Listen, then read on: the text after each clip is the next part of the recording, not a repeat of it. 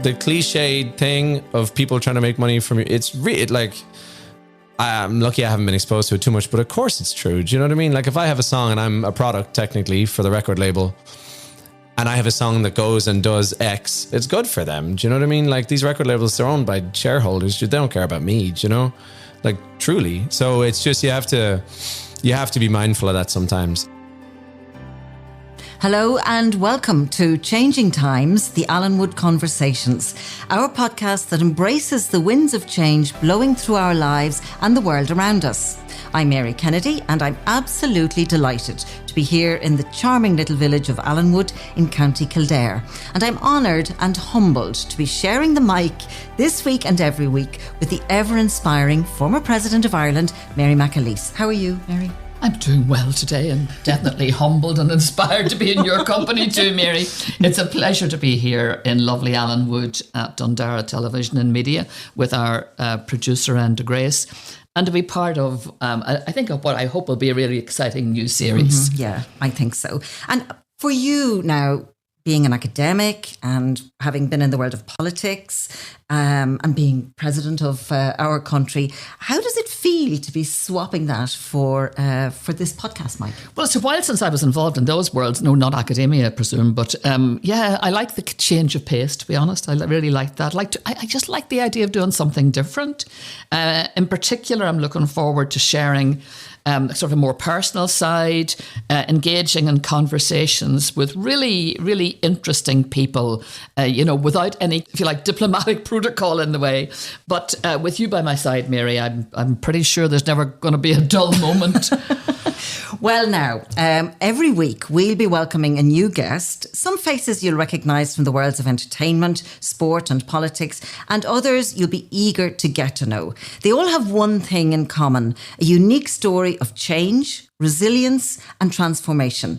And I'm really, really excited about the diversity of perspectives that we'll be bringing to you, our listeners. Well, at the end of the day, of course, the most important part of all this is indeed our dear listeners.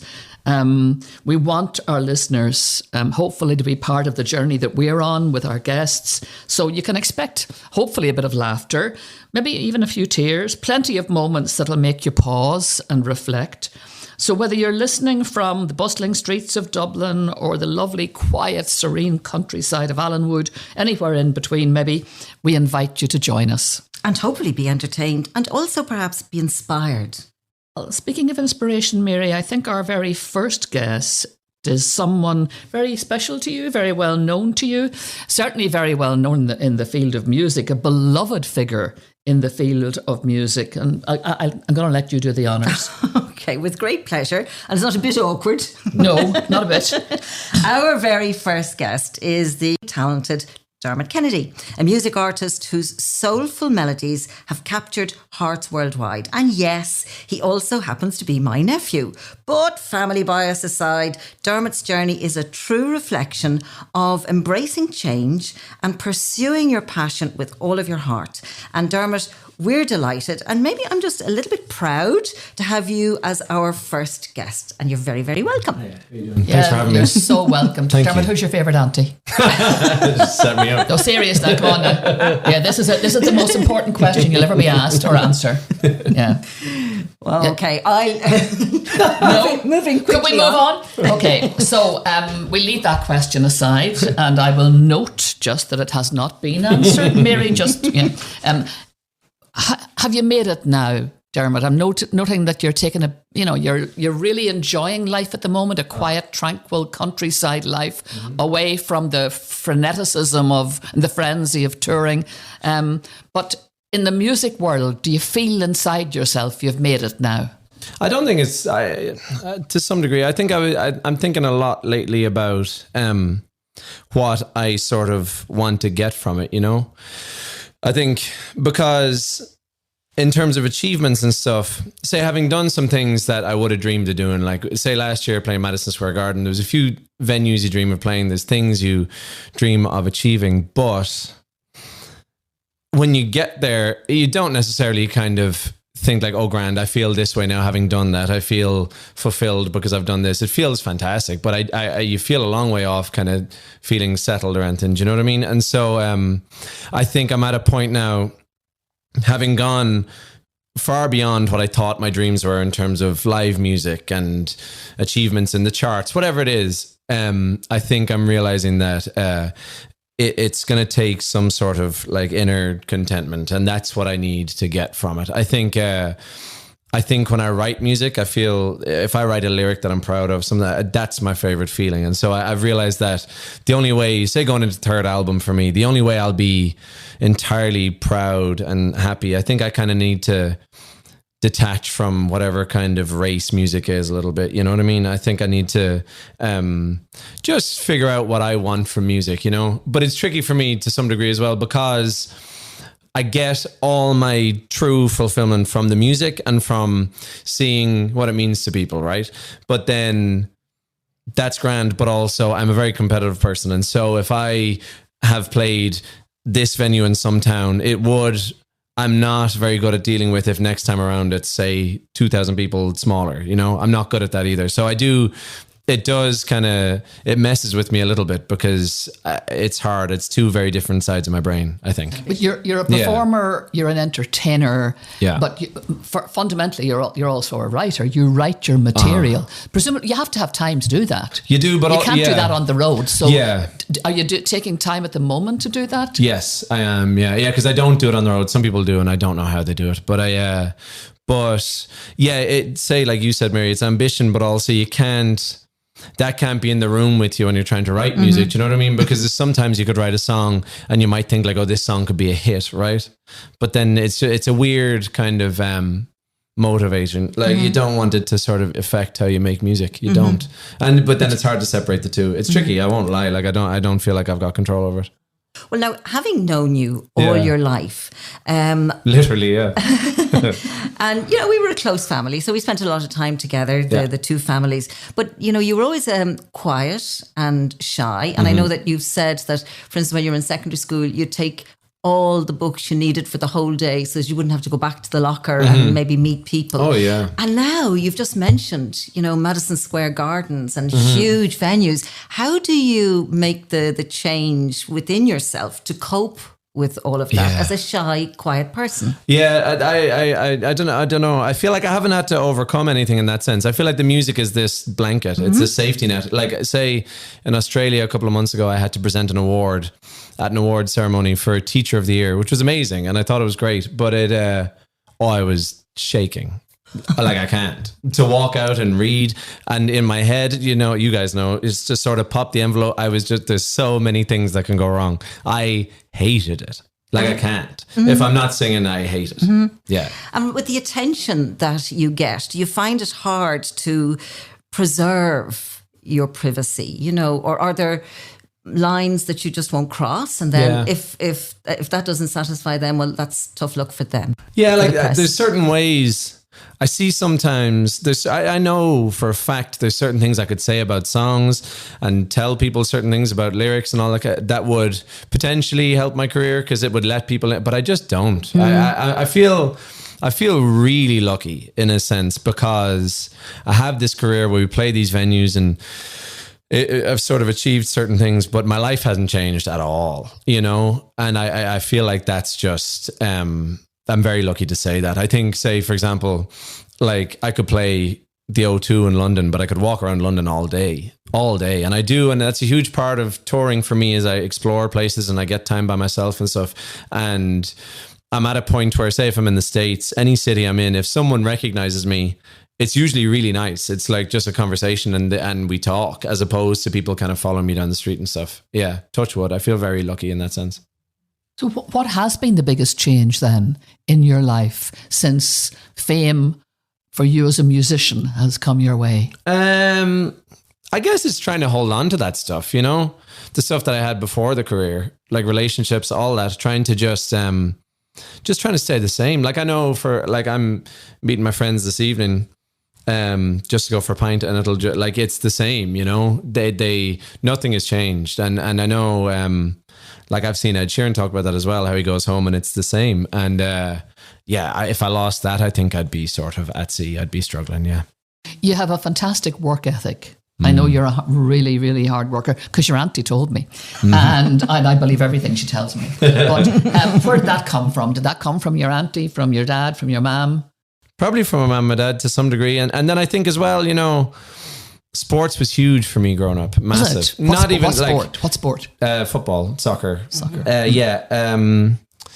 It was massive. I sort of, until whatever age, I kind of genuinely believed I would be a footballer. That's what I wanted to do. And so anyone I admired was in football until I was like 15 and music became a thing. And so that's where it comes from. I think it's very interesting. I've been thinking about it a lot lately. Say, like, for example, if you were playing a football match and you're injured, 60 minutes gone, and you carry on for the last half hour, no matter how much it hurts. It's this real kind of pat in the back, like, isn't that brilliant kind of thing.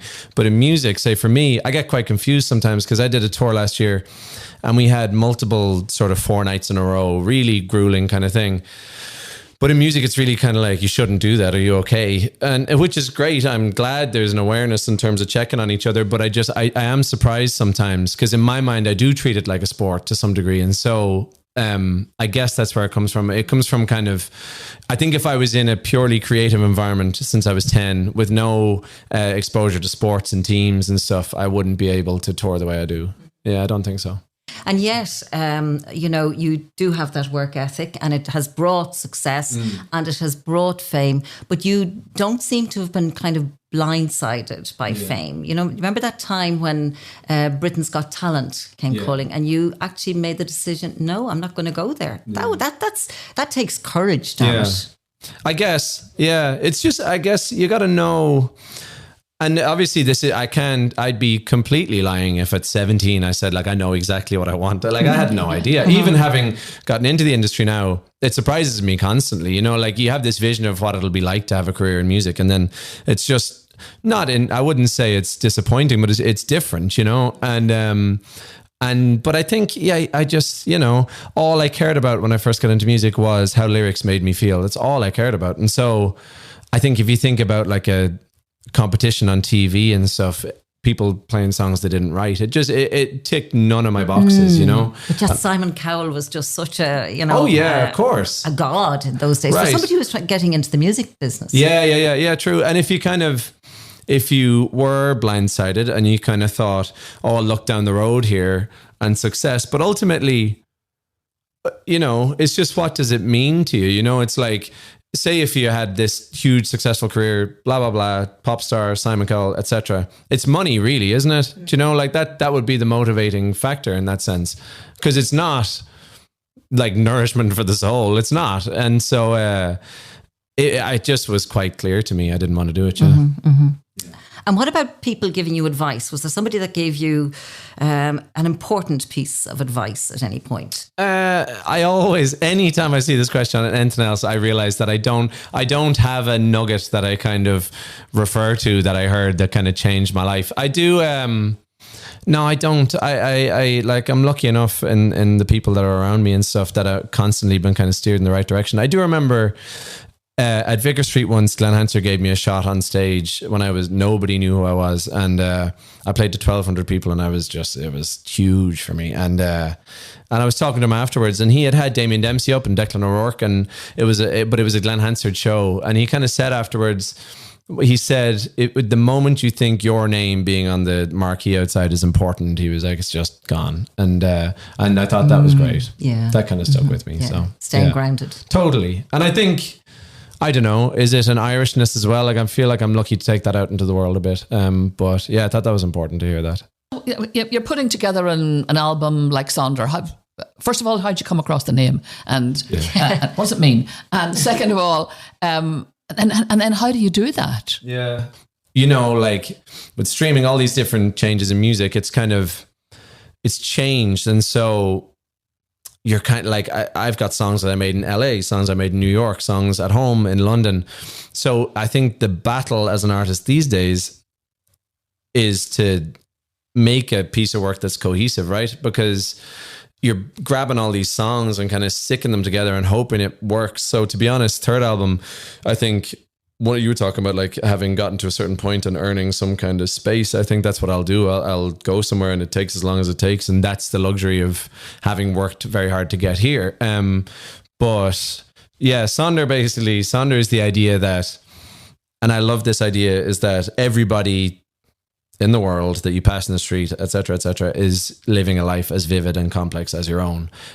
Which I loved, because as I've been talking about, it's just, I think this is a very funny career in the sense that it's quite selfish. It's very, you spend an awful lot of time thinking about yourself. Do you know what I mean? You're kind of like, what do you think of this photo of yourself? What do you think of this song about your life? It's overwhelmingly selfish, I think. And for me, I never talk about this too much because I think it's very easy for it to sound kind of trite or corny or whatever. But when I'm playing a gig in Detroit or Atlanta or something, and I look at somebody and I see them singing the words back to me, and there's this weird, like there's a disconnect because I'm there and I'll never speak to them, and I'll be gone on the bus and they'll go home and whatever. And so I always, I can't get across how much I appreciate that. You know what I mean? And not even appreciation. It's like, I'm genuinely curious. I'm like, why do the words mean that to you? Why do you connect?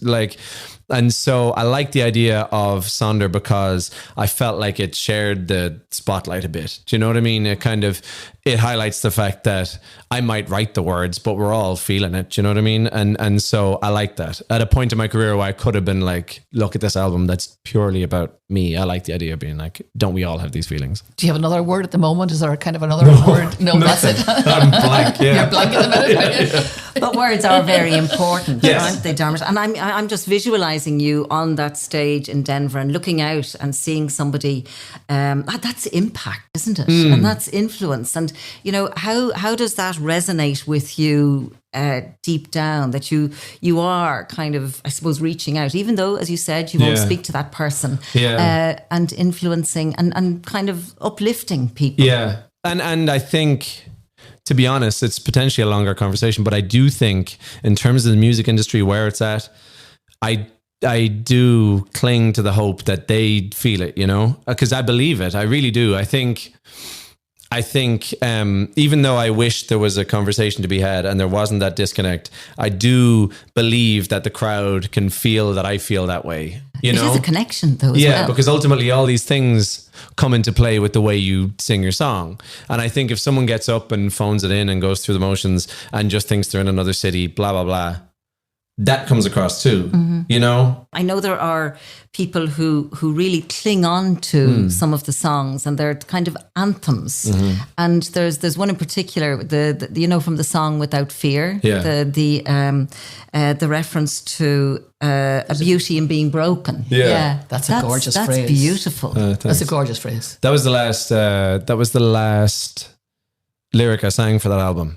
It was funny, actually, like I don't have many sort of dramatic things, but when I sang that in the studio, my voice kind of collapsed.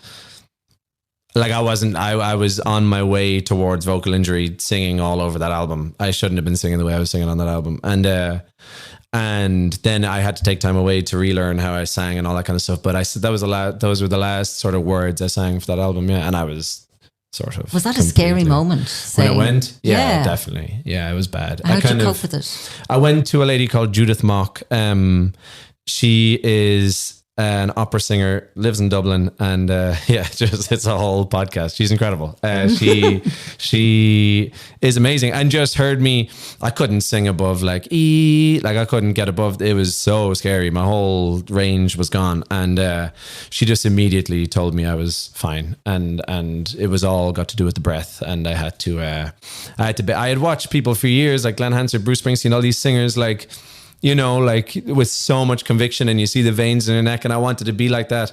But then I realized these people have technique that allows them to do that. And I my whole life, I was just breathing completely incorrectly and singing with zero technique. And so my voice, it was sort of like a ticking time bomb in a sense. Yeah, it was mad that I lasted as long as I did, to be honest. Because, the fear is that your vocal cords are in trouble. Yes. But they weren't. I was so tense when I sang that I had gotten to a point that my neck was kind of choking itself while I sang, I just couldn't, my body was sort of betraying me. And, but underneath everything, my vocal cords were actually fairly healthy. They were fine. So that's why it was confusing, because you couldn't look at them and be like, they're so damaged, They were grand. How long did it take you to get that sorted out? I mean, presumably you had to good few different doctors and stuff. Learn how to sing properly. Yeah. Oh, and I was cancelling festivals every weekend. And then retrospectively found out that it would have been fine. It wouldn't have been good, but I could have gone. I wasn't in trouble, you know. It was a muscular thing as opposed to my vocal cords.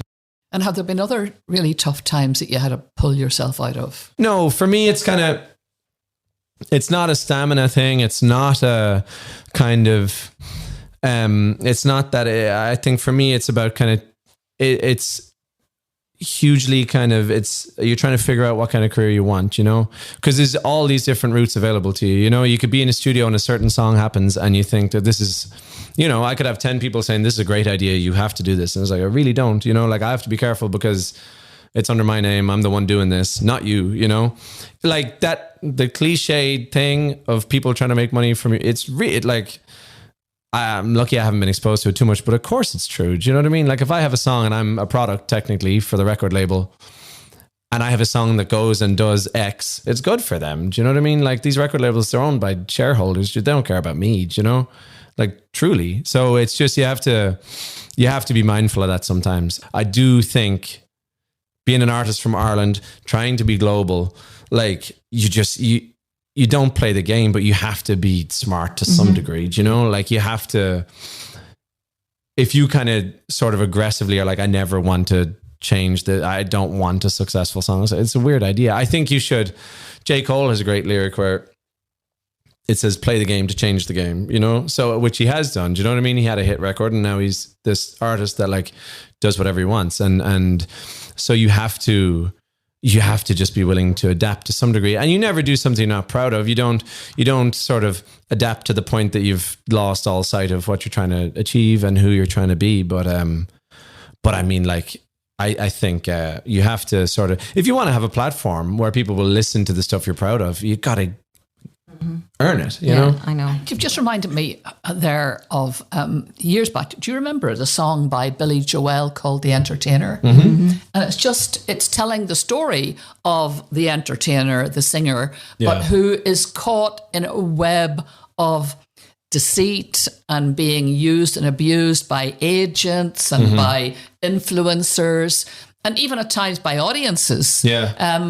Have you come up against any of that kind of cynicism? I mean, the song is cynical from beginning to end, but have you come across that kind of experience? No. Again, I feel quite lucky. I feel like I've escaped a lot of the weirdness. I do, and but it took a long time. You know, like I've had songs that we could have been having this chat 5 years ago, and I'd be, say, playing stadiums, etc. But I could be miserable. You know.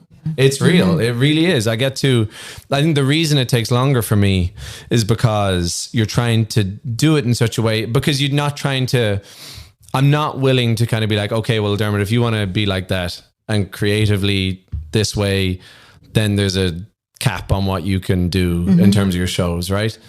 There won't be stadiums. There won't be da-da-da.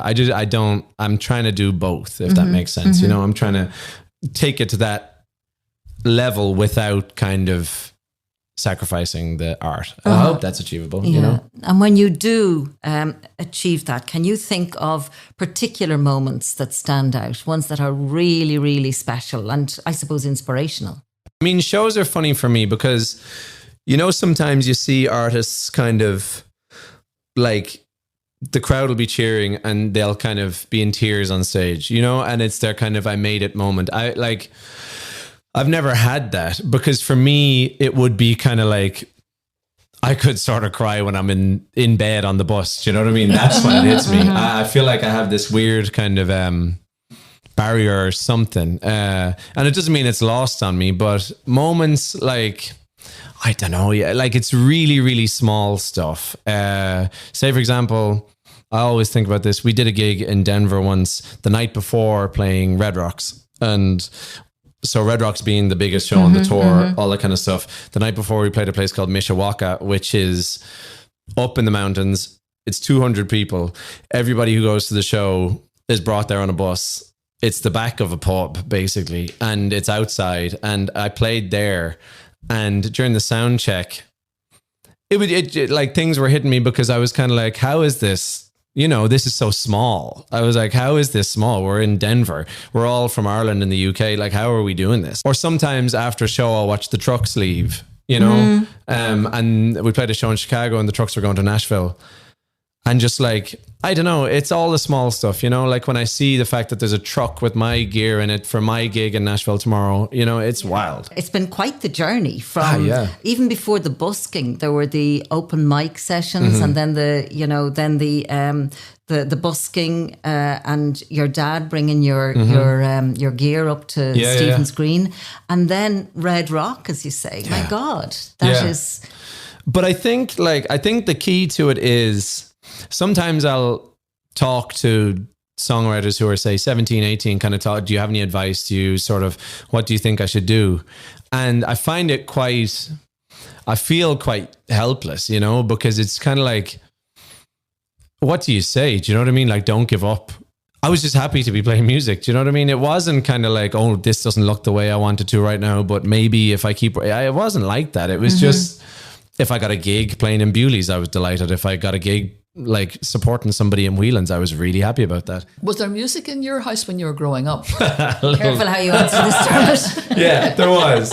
Yeah. Was there? My other auntie Deirdre is a very good singer.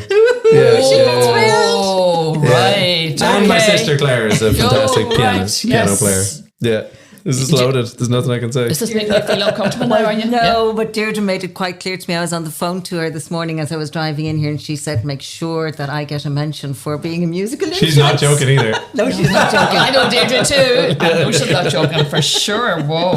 Yeah. So there was music in the house. Yeah.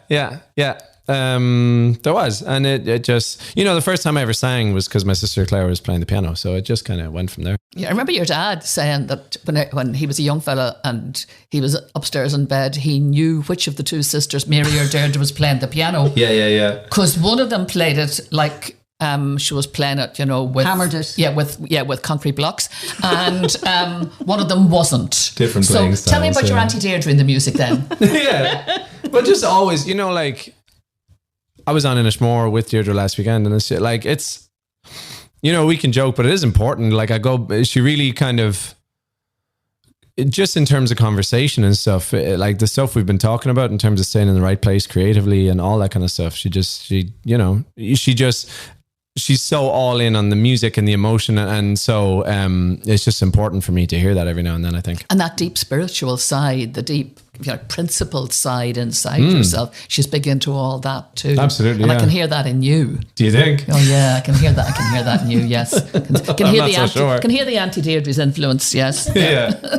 Joe, there's a lovely moment that I remember when you were saying that Claire played the piano and you sang, and you decided, this is years ago when you were only kids, to do a concert for John and Eileen, for your mum and dad. And you had this little, you said to Claire beforehand, now, what was it? This should be good. No, we want this to be good. We want this to be good. Yeah. And you have that now as a kind of a strap on your guitar, a bit of a motto, don't you? Yeah. It's a mantra. It's fabulous. Sorry, a mantra, yeah. Yeah.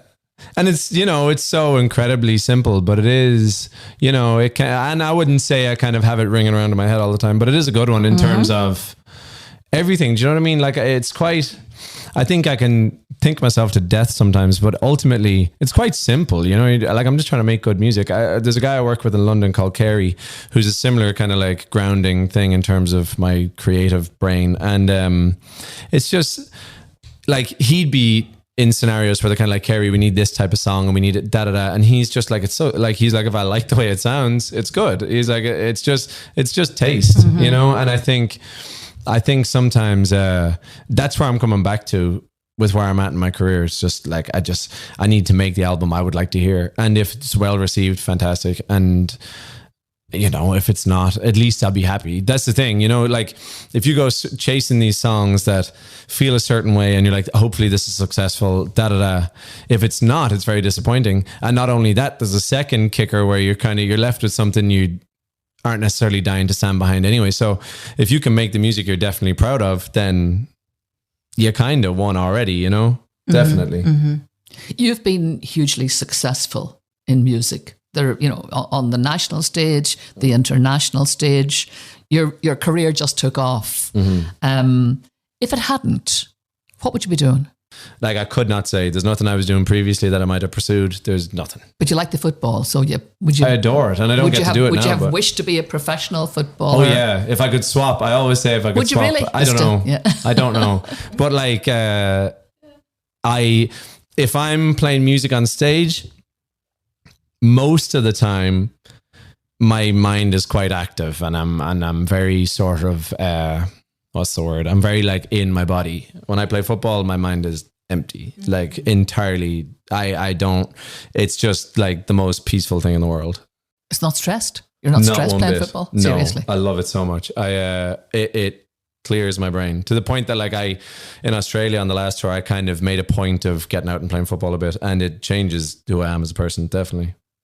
Why do you think that is? I don't know. Yeah, just since I was a kid, I like, it's a magic thing. It really is. And I know, like, say for example, that's my sport, but just sport in general, it's just huge. I think it can really, it helps me a lot. Yeah. And it's funny, like, say I played football in Crumlin, and like just friends that I still haven't lost contact with, and just a sense of camaraderie that, to be honest, sometimes in music I find is missing. You know, I think music is funny. Like, so many people are kind of, you know, everybody's kind of thinking about themselves, and me included. It's very solitary. And in sport, you know, like, if you're not trying to be part of a team, you just won't last. And so I love that. I love that kind of togetherness. And like, if you're struggling, I'll lift this part of it and all that kind of stuff. Mm-hmm. I like that a lot. Mm-hmm.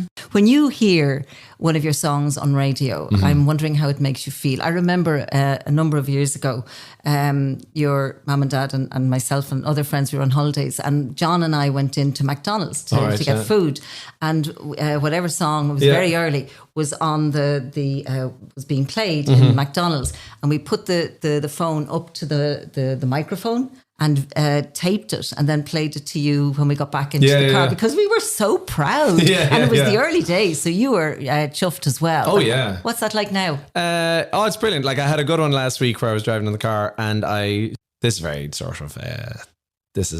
sound like a dork, but I was going between the radio station, and I did 4 and 5, and I was on both of them. I'm like, I like when I'm on, when it's on multiple, I think I'm doing all right. Yeah.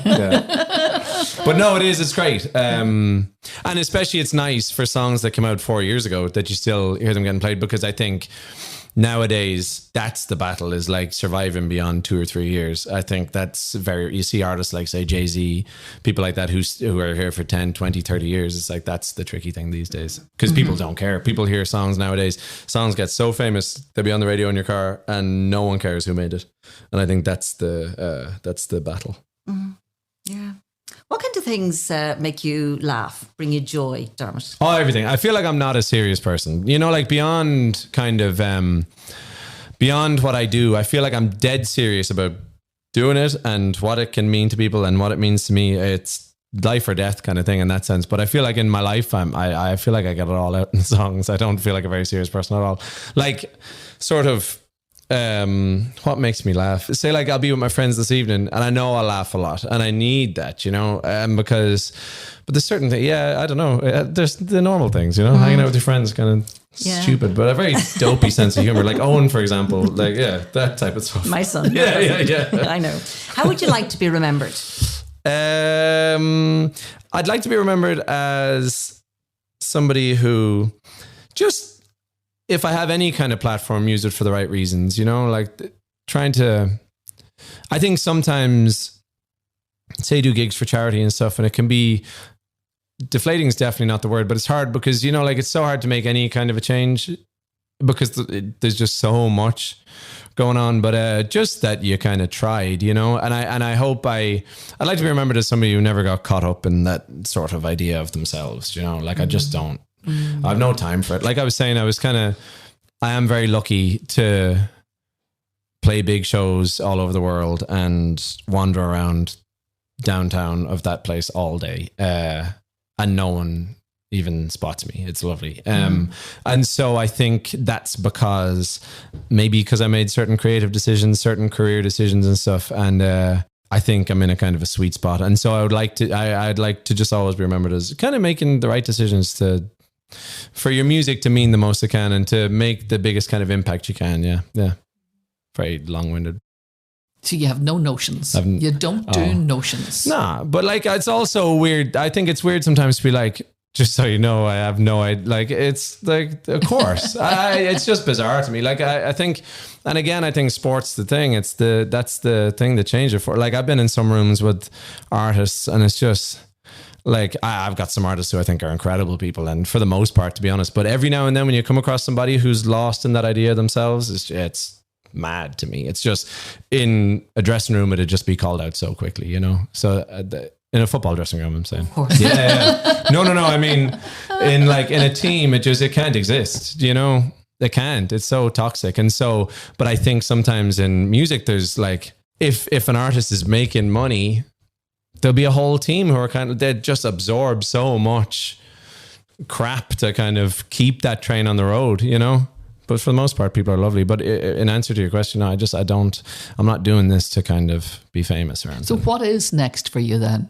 I think I'll be a bit more deliberate, you know. For 7 years, I've kind of signed up to everything. I've seen tours on paper and I've said, yeah, let's go Europe, Australia, America. I've done that on a cycle nearly for a very long time. Obviously, even the pandemic, I was gone for a bit, but then like August 2020, I was back. I was in Nashville. Do you know what I mean? Like Tennessee, it's like, okay, there's none here. Let's go here. Like it's wild. It's just for a very long time, I've kind of said like, yeah, okay, I'll do that. And I'll do this interview in Germany at 7 o'clock in the morning. It's just been really gung ho for a very long time. So next, I would like to, I don't know, like work with a booking agent to put a tour together where I pick the venues and I kind of say like, I want it to be like this. And I want 2 days off here. I've never done that before.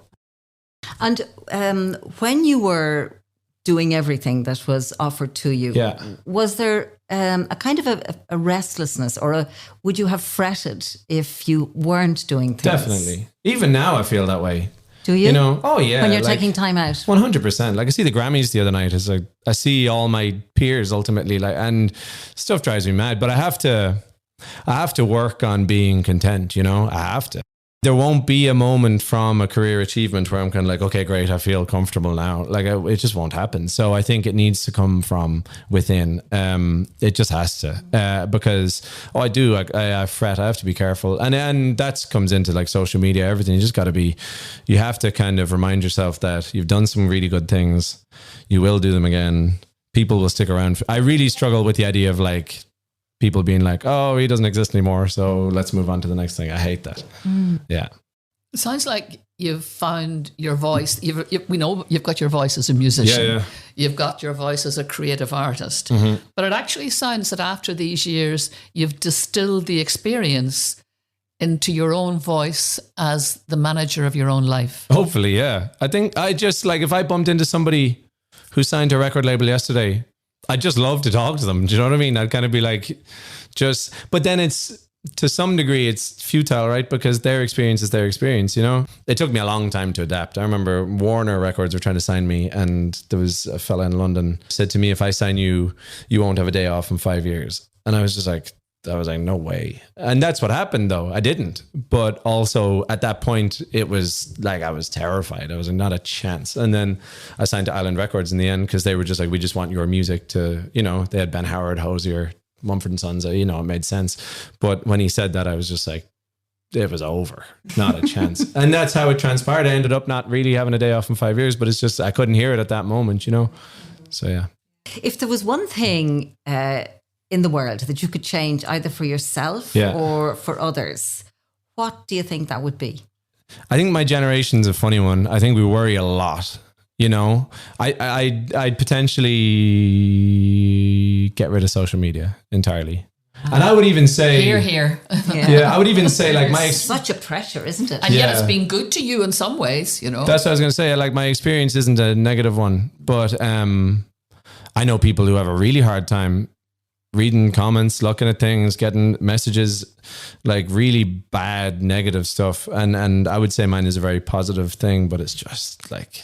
It's an open sewer. I hate it. And it's an addiction. Yeah, it can be. It's mad. Open sewer. Sorry, I would upgrade it to saying I would get rid of smartphones. That's what I'd change. I hate it. Yeah. I was in Kinvara a couple of weeks ago and I'd lost my phone, and it was brilliant. I loved it so much, because I would love to have an old brick phone And if you want to talk to me, call me, I'll call you, whatever it is, we'll all call each other, and that's grand. We'll stay in touch. But the thing of having it on you all day, no good. Addicted, like to the point that I think it's fascinating. And I know there's like the social dilemma, all that kind of on Netflix, all this, like people are aware, but I don't think we're aware at all. I think it's mad. I think it's so bad. Me included. I wouldn't say I'm kind of exempt or like a high horse at all. Like I definitely look at it, but I would get rid of it. Yeah. Because I think my career would be being a musician would be so much more fun without it. It'd be so good. Cause it'd be like earlier we were talking about Van Morrison and Bob Dylan and stuff. Like I saw a video on Instagram, ironically, a couple of months ago of people in an apartment in Paris just listening to Van Morrison. It was just a record on the thing. No one was talking. They were all just standing listening to the music. And I think I do think it's cool. Technology, changes and like the world is evolving. But I would like it to be a bit more like that. Yeah. Yeah. Enjoy whatever's in front of you. Yeah. It's going to be good. We just know it's going to be good, but we really want you to enjoy it. Yeah. No, I will, of course. But also, I think like talking about what I swap music for football, it's like some of my friends who are athletes, it's full on for them as well. Do you know what I mean? Like I'm sure when they were 16, they had a dream and it was all very like beautiful. But now it's their career, and talking about like basketball, there's like 80 games a season, like I'd say there's times where just the last thing you want to do is go do it. And I'm not like, I think I'm actually lucky with music. Like I never don't want to be on stage. I've never been on a stage where I'm kind of like, I hate this. Never. And it's always a positive thing. But I think if you're going to do something at an elite level and it's a career and you're trying to be one of the best in the world, I think there's no way it's all pretty and happy. It can't be. Not every day. Stage, if you had a phone call from Manchester City offering you a trial. Manchester United, Mary, Manchester United. I deliberately used City. Deliberately used City because I wanted the challenge. Okay, sorry. Man City. And they offered you a trial. Would you drop the guitar and run? They wouldn't, first of all. I have this. This is a funny thing. When I think about this, because I played soccer aid and did all right and all this kind of stuff. You got man of the match. Yeah, but I've had like people sort of being like, we heard it was sort of like a toss up between music and football. And if anyone from any team I ever played for, I can't bluff it. There was no chance. But anyway, would I? Yeah, I'd love it. I'd give it a go. Roy Keane was a big hero, wasn't he? Yeah. But then also, like, I think, like I said about music, like, there was no day where I was like, I wish this was my career. I wish I was making money from this. Like, I think something like football, the odds are even less favorable, especially being from Ireland. You're trying to be you think about, say, someone like Seamus Coleman plays for Everton for like 15 years. Just nobody does that, like you have to be that one, which is the same in music, but I never thought about it ever. I never, ever thought like, oh, the odds are really bad here. Whereas I think in football, I would stop and be like, is this going to work? Like, he's really good. What about it? Like, and I think the second you think about it, it's dead. Actually, what was it about Roy Keane that what made him iconic in your eyes? Well, I think like to some degree, a god. Yeah. Bearing in mind the laws of defamation. But I think he just, I always loved that thing of when Ireland played against Holland. I remember that game and all that kind of, a huge win in Dublin, and he was incredible. And he just very briefly shook hands with the manager and was gone. And I think the whole rest of the team was doing a parade around the pitch, and he just doesn't, not that he doesn't care, but like, he had done what he's meant to do. Do you know what I mean? And I think when I'm on the stage, I do think I'm the one that kind of wrote the songs. I'm the one playing them, but like by no means is it like, look at me kind of thing. It's purely the songs. I don't care about anything else, anything. And I think I get that from him in a sense. I found him very inspiring. Yeah. And just kind of a commitment, like a work ethic in a sense. And the no-nonsense, the no-notions and the being grounded. That seems to have been I struggle with it a little bit because like in tour, it's obviously, it's a team, but it's, like if someone needs a day, they need a day. Whereas I think I need to check my kind of Roy Keane side and just chill out sometimes. Channel your inner Roy Keane. Oh, yeah. Filter. Yeah, there's a future for you now. Yeah. Listen, thanks a million. Thank you. It's been I got to just vent. brilliant talking to you and listening to you. Listening to you has been a revelation to me, complete revelation to me. So big thank you. Thank you very much. And thanks, guys. I'm one of your proud aunties. One of your proud aunties. Well, look at us, Mary. We have done our first podcast and we survived. I thoroughly enjoyed it. What did you think of the nephew? What struck me about him, because this is something that I really wasn't expecting, was the depth of him. The thoughtfulness over a range of things that just didn't necessarily all have to do with music, but about life in general. And in particular, his attitude to social media. I really like that because for someone like him of his generation, social media is what they've grown up with. It's also how they get themselves known out there. They're more, I would have thought, would have been much more comfortable with it than I am, who I just don't do social media.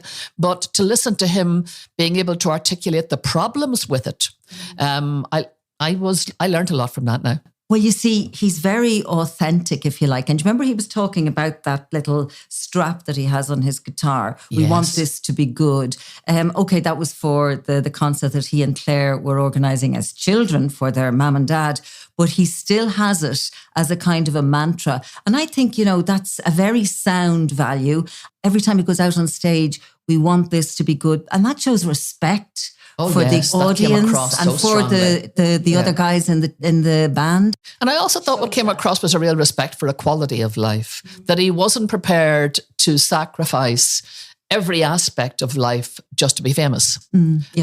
He's achieved so much and he has achieved a huge following, a huge audience. There's a big market out there for him, but there's also the guy who wants the quiet, the dog walks in the country, the happy family home, and who's prepared to make the space for that no matter what, because at the end of the day, that's what fills him up with the energy for the music and inspires him. I like that. That sort of took me aback. Also, what I really loved was the fact that my two grandkids just were so bowled over by the fact that I'd spoken, had been in the same room as. Shared the airspace, Mary. They could not believe it because that was really my introduction to him, was with the kids in the backseat of the car and Spotify on, and we asking them, well, what do you want us to play? And they throwing his name, so we put it on, and they singing all the words to his songs. That freaked me out. I mean, they're 7 and 10, and that they knew all the words. So there's a whole audience out there that he introduced me to. Every day is a school day, Mary. Isn't it just? There's another point about him that I really like and always have liked, and that is his honesty. The fact that he could talk about, okay, I want to have the quiet life and the country life, and I need that after 7 years on the road, but also to admit that he can't help but fret that people will forget about him. Oh, yes. And I can remember that when I started off in television, you'd say, oh gosh, if I don't take this job, will people not ask me again? And that's something that, he struggles with as well. But it's lovely to be able to own it and to put it out there, isn't it? And he does, yeah. He's very, he's just another guy who's done phenomenally well right across the world and at home. And he's just the kind of person we can be proud of.